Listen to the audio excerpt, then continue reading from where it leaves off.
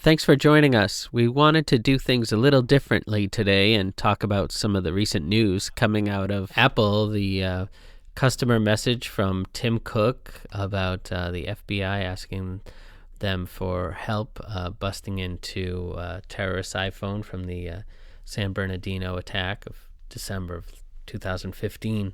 And we thought it would be good if we got a couple of strategists on here and just had a little roundtable discussion. I'm just here for the banter. Oh. Some afternoon soap opera kind of stuff.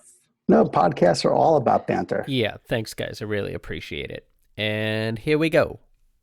Hello and welcome to Device Squad, the Propellix Enterprise Mobility Podcast. Device Squad, fighting crimes against enterprise mobility around the world. Bad UI, frustrating user experiences, poorly conceived mobile strategies, we defeat them all. This podcast series will cover all aspects of enterprise mobility, including strategy, development, design, testing, and more. My name is Steve Brickman. I'm a mobile strategist and UX architect with Propellix. First, a brief history of the company. Founded in 2011, Propellix is a mobile strategy consultancy helping enterprises worldwide devise true mobile strategies and develop world-class mobile applications across all industry verticals. Propellix clients include large companies such as Amway, Bright Horizons, Bank of Montreal, Dubai Airports, Family Dollar, DLL, Cintas, Merck, and many more. Propellix menu of services includes 8 different mobile kickstarts, covering everything from mobile strategy and road mapping to MCOE, to UI UX design, to mobile testing, along with soup to nuts app design, development, and support. Additionally, Propellix offers 3 homegrown enterprise mobile products. Joining me today are Propellix mobile strategists Glenn Gruber and Nitin Bhatia. On February 16th, probably everybody got the message to our customers from Tim Cook. I thought maybe we should just read that to start off. The United States government has demanded that Apple take an unprecedented step which threatens the security of our customers. We oppose this order, which has implications far beyond the legal case at hand. This moment calls for public discussion, and we want our customers and people around the country to understand what is at stake. The need for encryption. Smartphones led by iPhone have become an essential part of our lives. People use them to store an incredible amount of personal information, from our private conversations to our photos, our music, our notes, our calendars and contacts, our financial information and health data, even where we have been and where we are going. All that information needs to be protected from hackers and criminals who want to access it, steal it, and use it without our knowledge or permission. Customers expect Apple and other technology companies to do everything in our power to protect their personal information, and at Apple, we are deeply committed to safeguarding their data. Compromising the security of our personal information can ultimately put our personal safety at risk. That is why encryption has become so important to all of us. For many years, we have used encryption to protect our customers' personal data because we believe it's the only way to keep their information safe. We have even put that data out of our own reach because we believe the contents of your iPhone are none of our business. The San Bernardino case. We were shocked and outraged by the deadly act of terrorism in San Bernardino last December. We mourn the loss of life and want justice for all those whose lives were affected. The FBI asked us for help in the days following the attack, and we have worked hard to support the government's efforts to solve this horrible crime. We have no sympathy for terrorists. When the FBI has requested data that's in our possession, we have provided it. Apple complies with valid subpoenas and search warrants, as we have in the San Bernardino case. We have also made Apple engineers available to advise the FBI, and we've offered our best ideas on a number of investigative options at their disposal. We have great respect for the professionals at the FBI, and we believe their intentions are good. Up to this point, we have done everything that is both within our power and within the law to help them. But now the U.S. government has asked for something we simply do not have and something we consider too dangerous to create. They have asked us to build a backdoor to the iPhone. Specifically, the FBI wants us to make a new version of the iPhone operating system circumventing several important security features, and install it on an iPhone recovered during the investigation. In the wrong hands, this software, which does not exist today, would have the potential to unlock any iPhone in someone's physical possession. The FBI may use different words to describe this tool, but make no mistake, building a version of iOS that bypasses security in this way would undeniably create a backdoor. And while the government may argue that its use would be limited to this case, there is no way to guarantee such control. The threat to data security. Some would argue that building a backdoor for just one iPhone is a simple, clean-cut solution, but it ignores both the basics of digital security and the significance of what the government is demanding in this case. In today's digital world, the key to an encrypted system is a piece of information that unlocks the data, and it is only as secure as the protections around it. Once the information is known, or a way to bypass the code is revealed, the encryption can be defeated by anyone with that knowledge. The government suggests this tool could only be used once on one phone, but that's simply not true. Once created, the technique could be used over and over again on any number of devices. In the physical world, it would be the equivalent of a master key, capable of opening hundreds of millions of locks, from restaurants and banks to stores and homes. No reasonable person would find that acceptable. The government is asking Apple to hack our own users and undermine decades of security advancements that protect our customers, including tens of millions of American citizens, from sophisticated hackers and cybercriminals. The same engineers who built strong encryption into the iPhone to protect our users would ironically be ordered to weaken those protections and make our users less safe. We can find no precedent for an American company being forced to expose its customers to a greater risk of attack. For years, cryptologists and national security experts have been warning against weakening encryption. Doing so would hurt only the well-meaning and law-abiding citizens who rely on companies like Apple to protect their data.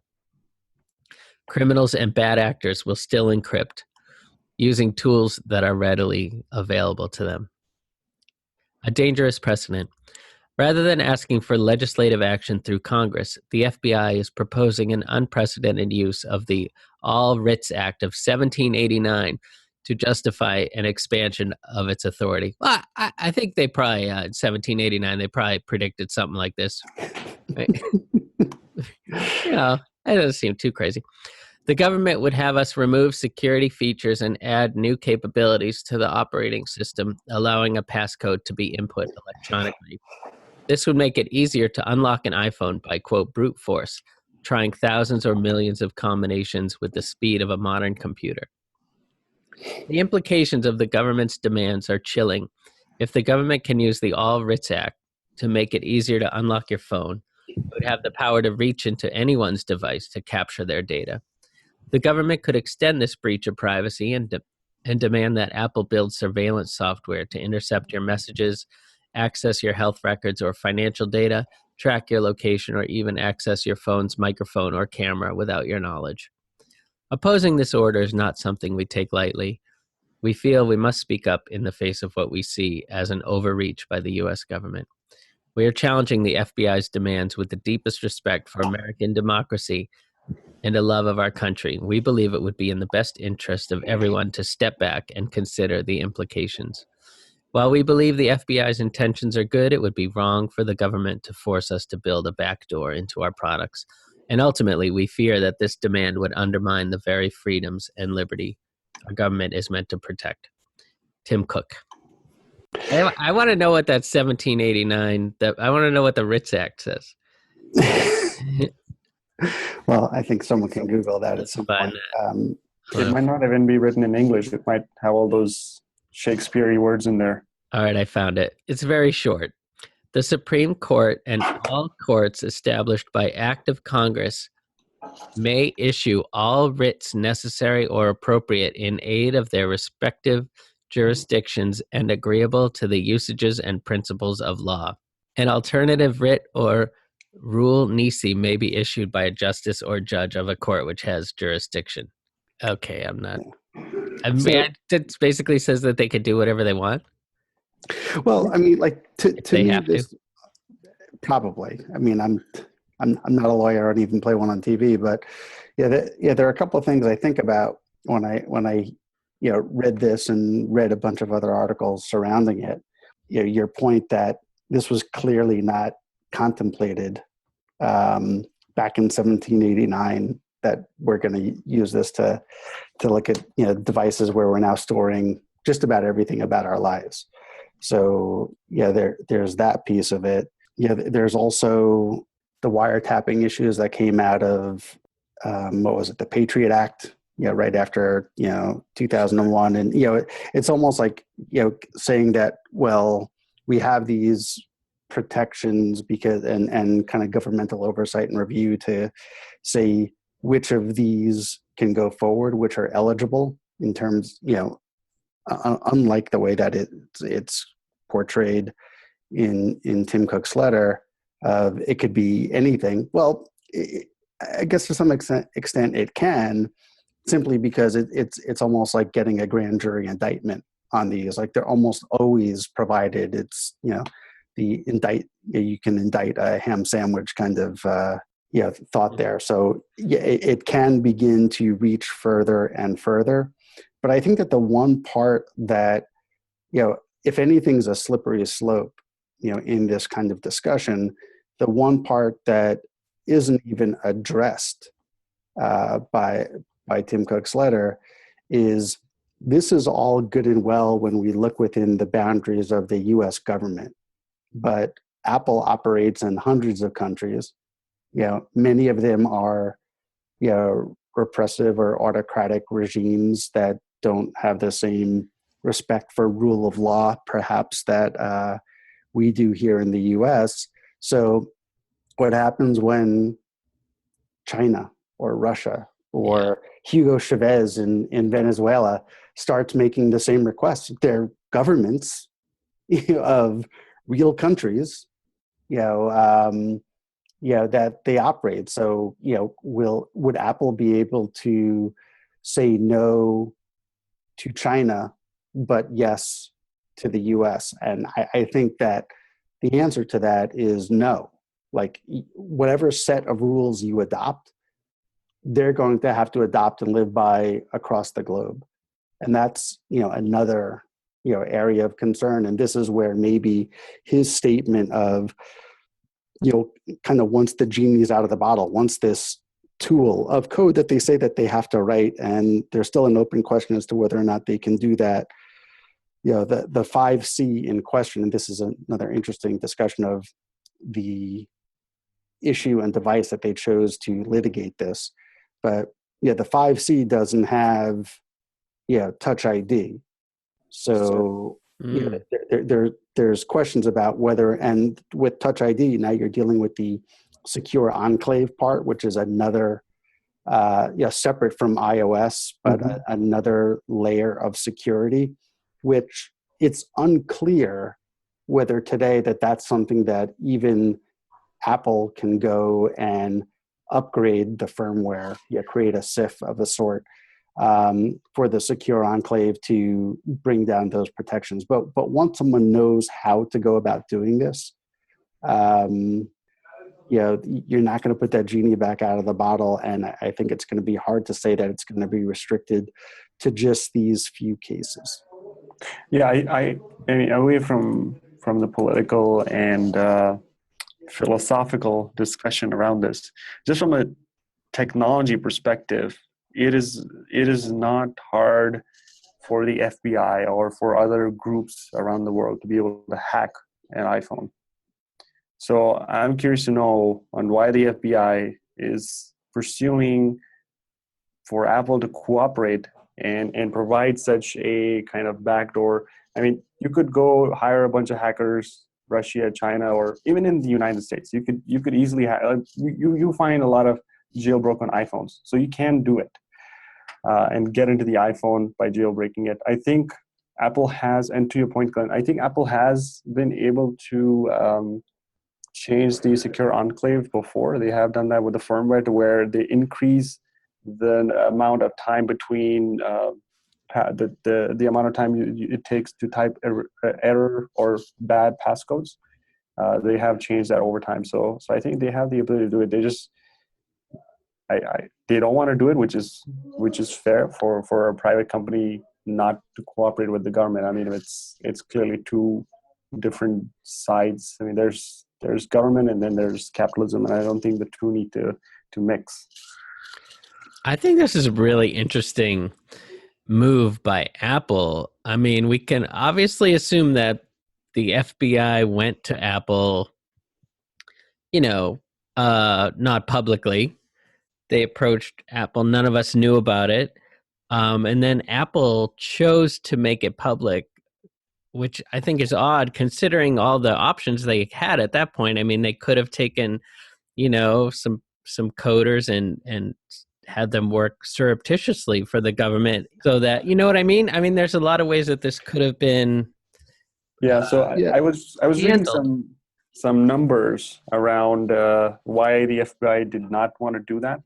So just some numbers here that I'm reading off of different websites. It would take the FBI around 5.5 years if the person who of course, kind of not changing any of the firmware and keeping with whatever is on that phone, it would take them 5.5 years just to try all the different combinations. And if that person, given that this person had a complex password, like if they had letters and numbers, it'd be approximately 5.5 years.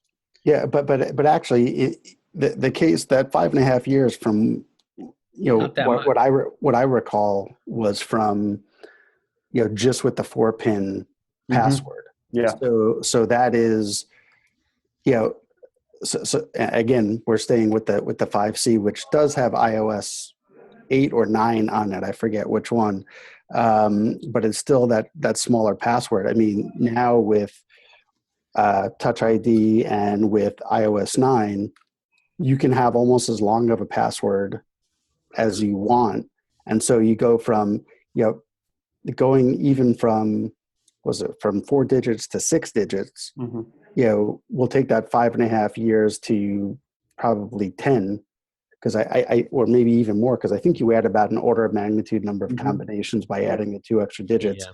But you could even do, like the same kind of complex passwords that have all sorts of different, characters, and it can be more than 6, with iOS 9, which now the fact that you have Touch ID, you can make it as complex as you want because you almost never put it in again. Now you can be at really extensive timeframes, which, now, in this case, the guy is dead. It's done. So there's not that same time crunch as opposed to, what would happen in a Jack Bauer 24 type episode where you're in an active case and you're trying to prevent something. The 5.5 years, let alone the 10 or more that it would take to otherwise crack it, is useless at that point. Congressman Liu, a Democrat from Los Angeles County, issued a statement yesterday. I just want to read that as well. Yeah, and by the way, before you read that, he's one of 4 members of Congress that has a computer science degree. So he actually kind of knows what he's talking about, as opposed to most everyone else who you'll hear on TV. Yeah. And it says he's also the author of the Encrypt Act of 2016. So he writes, the terrorist attack in San Bernardino was horrific, and the tragic loss of innocent lives demands a strong response. I have several deep concerns, however, about the unprecedented court order that forces Apple to create software it does not have in order to provide a backdoor way to weaken its smartphone encryption system. This FBI court order, by compelling a private sector company to write new software, is essentially making that company an arm of law enforcement.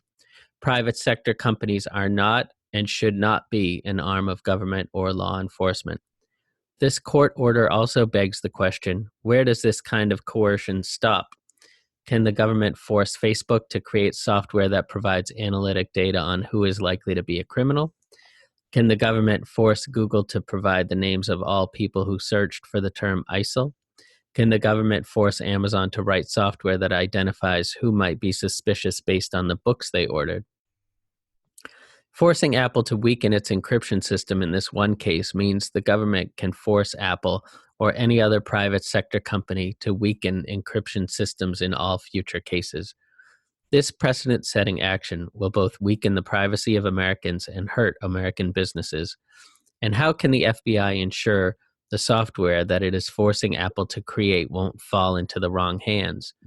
Given the number of cyber breaches in the federal government, including at the Department of Justice, the FBI cannot guarantee this backdoor software will not end up in the hands of hackers or other criminals. The San Bernardino massacre was tragic, but weakening our cybersecurity is not the answer. Terrorism succeeds when it gets us to give up our liberties and change our way of life. We can take common sense security measures without trampling on privacy rights. The funny thing is, given the Patriot Act, I assumed that the government was already doing a lot of this stuff. So it's kind of refreshing to at least see that apparently not. Well, yeah, and the other part of it, like for some of the things they talked about in terms of like the Google searches or Facebook or whatever, I mean, all the FBI I think would probably need to do is just to buy keywords. Yeah, Yeah, the same there you information anyways. Right. You've seen the EFF and the ACLU come out and strongly support, Apple, but at least I've been a little bit disappointed by the timidity of the other statements where they've been made at all by the other big tech companies. Sundar Pichai from Google put out 5 tweets yesterday that had more modifiers than I thought could fit into 140 characters. Yeah, there was a lot of coulds and maybes and possibly, but no strong support. Which is a little bit troubling for me, but given kind of Google's business model, I can see why maybe that they're not quite as tough on privacy as the position that Apple's taking, but also maybe to be fair, what we're talking about here of on-device security is very different than security and ownership of information that's in the cloud. So if as I understand it, if the terrorist didn't just have this information on this phone, but also synced that back to iCloud or some other cloud storage mechanism. Oh yeah. Then at that point, Apple it would be very easy for them to do that search and provide that data. That might include address book and calendar and photos. So the fact that this is not tied to a cloud backend necessarily is what makes this a little bit more unique. But I think Apple and Google and Amazon and everyone else has otherwise cooperated when the data is within their reach. The question is whether or not this data is legitimately within their reach. And as I was mentioning earlier, once you start to look at iPhone 6 and forward with, or even 5S and forward with, Touch ID and the secure enclave, it is a much trickier and thornier technical issue to make this happen, which is why I think that the government is jumping on the fact that this is a non-Touch ID smartphone, but by getting cooperation or the ability to try and break the security on this device where it's easier, kind of opens Pandora's box to do it. in a more complex, Touch ID situation, many more digits than the 4-digit PIN. Yeah, I wonder if it's possible. This just seems just the fact that Apple made this public so quickly, it almost makes me suspicious that there might be some kind of smoke and mirror situation going on here where Apple is putting out one message to the public and then behind closed doors, they're going to hand over some kind of key to the FBI. Yeah. I don't know about it, Nitin or any other guys. I actually I can't see that happening because, secrets never stay a secret. And, more than anything else, I think that would destroy any level of trust between, Apple and its customers, which is one of the kind of big reasons why they have such strong loyalty. So I would have a hard time seeing that. I think that this was just they've been trying to fight this for a while now. And, it's probably if you think from a crisis communications perspective, it's probably a good idea to get ahead of the story because I think that they only came out once the judge signed off on the order from the district attorneys involved. But the order was signed by the judge, on the 16th. So this was, in response to an order basically forcing, Apple to do it. So I understand why they probably quickly responded. Yeah, I'm with you on this, Glenn. I think there's a very good reason, as you mentioned, that they came out before the news did, just so that they seemingly have control of this, and they're obviously more concerned just from a marketing perspective and from the kind of message that they want to send out to the crowd. Like, we're concerned about privacy, we're concerned about security, before the government turns around this message and says, hey, you guys are not assisting us keep the national security intact, and all those other kinds of political kind of messaging around it.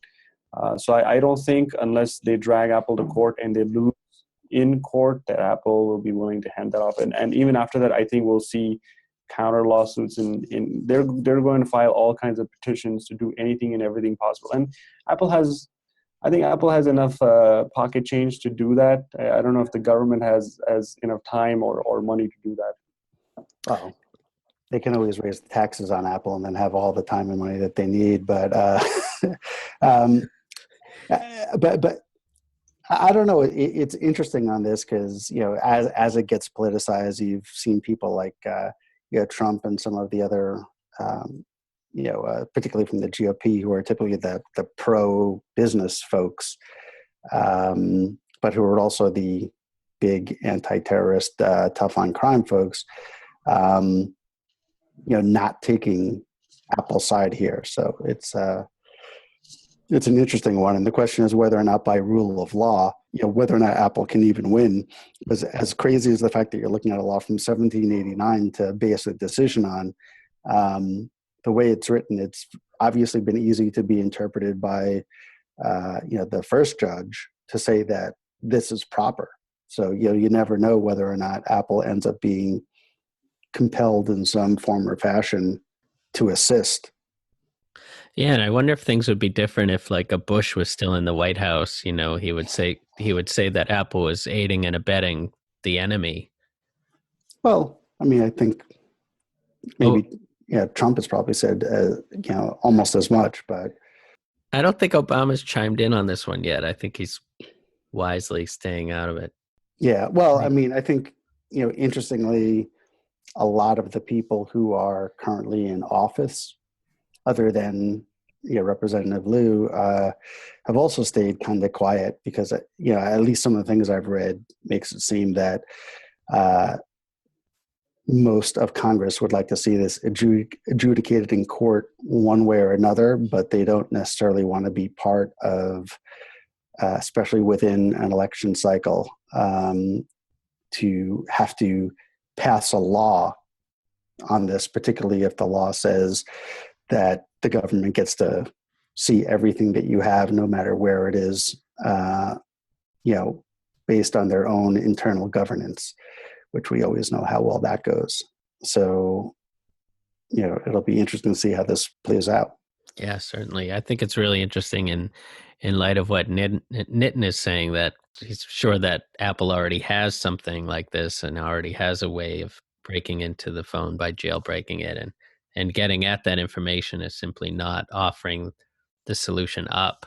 I think also Nitin's point is it's not just Apple may or may not have it. They're claiming in the letter that they don't, but there's been enough people who have jailbroken phones and enough hackers out there that it's almost surprising that someone already isn't doing this. And this is why, selecting this device but opening Pandora's box, maybe it's more possible to do on a pre-Touch ID phone, but this is the way that they want to then have the right to force Apple to unlock the secure enclave and get into the newer devices. Yeah, and this could also be kind of that call it the milestone kind of case that could open up the doors to every other tech, like the back door to every other tech company. This could be the ruling that would essentially define the path forward. And I think maybe I'm reading into this too much, but I think the FBI is purposely pushing this issue instead of going about another way. They wanted to see if they can exercise this law in a way to where today it's Apple, but tomorrow, as a congressman pointed out, it could be any other tech company. Yeah, sure. I think it's interesting that it seems to me that those who are always railing against big government are the same people who are also most in favor of letting the government access this information. I don't know. I don't think I don't think there's a correlation between the two. I know there are people who feel a little bit torn apart, especially where they think that the government shouldn't be telling private companies what to do, and also along the same lines, I'm not a supporter of terrorist groups and stuff like that. So if there's anything, like as Tim Cook pointed out, if there's anything that we can do to assist you without compromising our core values, we're more than happy to do it. We're more than happy to oblige. You guys get us, the right search warrants. We'll hand over whatever data we have. Now, for the stuff that you're specifically asking us to go against our core values, and not just do it on this one-time basis, but essentially it could open a box to say, not just for this company, not just for this phone, not just for this operating system, but for any sort of technology, the government will essentially have an overreach.